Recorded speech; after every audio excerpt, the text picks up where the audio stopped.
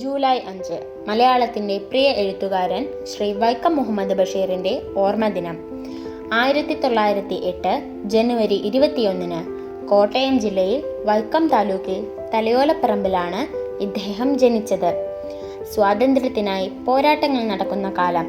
ഗാന്ധിജി കേരളത്തിൽ എത്തിയപ്പോൾ അദ്ദേഹത്തെ കാണാൻ വീട്ടുകാരുടെ കണ്ണുവെട്ടിച്ച് വീട് വിട്ടിറങ്ങിയ 5ാം ക്ലാസ്സുകാരൻ.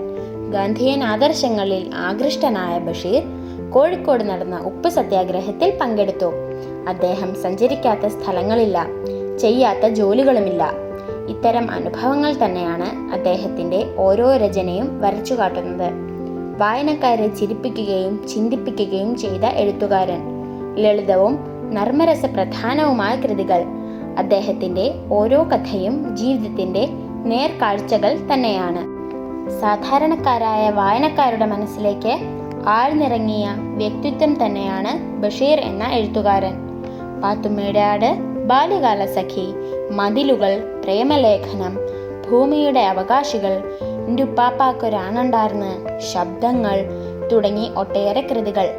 സ്വന്തം കുടുംബകഥ പറയുന്ന പാത്തുമ്മയുടെ ആട്.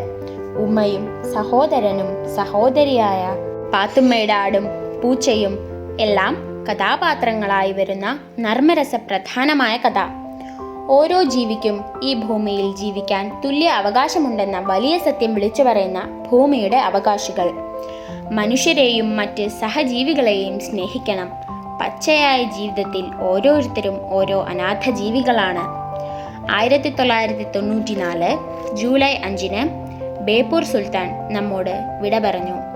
എങ്കിലും ഇന്നും സാധാരണക്കാരായ വായനക്കാരുടെ മനസ്സിൽ നിറഞ്ഞു നിൽക്കുന്ന ഈ അതുല്യ പ്രതിഭയ്ക്ക് പ്രണാമം അർപ്പിച്ചുകൊണ്ട് നിർത്തുന്നു.